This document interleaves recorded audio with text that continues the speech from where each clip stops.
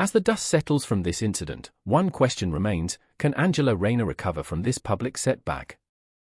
The answer will depend on her ability to learn from this experience and develop a more confident and articulate approach to engaging with Parliament.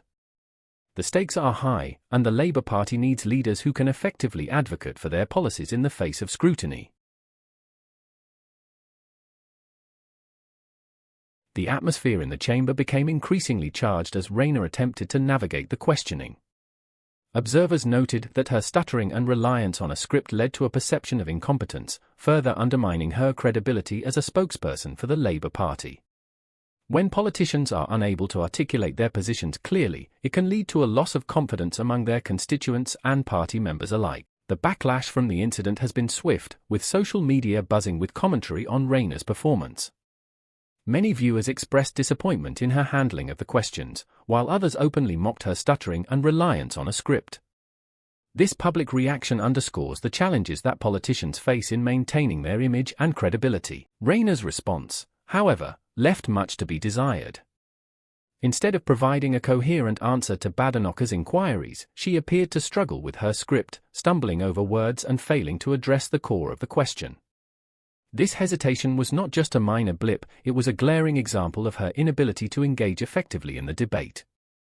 As she read from her notes, critics noted that she seemed more focused on delivering a prepared statement than on answering the questions posed to her. This incident is indicative of a broader trend within the Labour Party. Critics argue that the party has struggled to present a unified and compelling vision for the future, particularly in critical areas like housing and public services. Rayner's stuttering performance seemed to encapsulate the party's difficulties in articulating its policies effectively, leading to feelings of frustration both within and outside the party. Badenoch did not hold back in her critique. She pointed out that Rayner's scripted response was out of touch with the reality faced by many Londoners and those living in affected suburban areas. The criticisms were not merely about Rayner's verbal delivery, they touched on the substance of the policies she was discussing. Badenoch highlighted the absurdity of forcing suburban and rural areas to take on more housing responsibilities while schools in urban areas like Hackney were closing due to a lack of pupils. This contradiction raised serious questions about the Labour Party's housing strategy and its implications for local communities. During the session, Badenoch challenged Rayner regarding her housing policies, specifically her announcement about reducing the housing need calculation for London. The question was straightforward: how would this reduction impact other urban areas, and why was London being allowed to build less when it had the infrastructure to support more housing?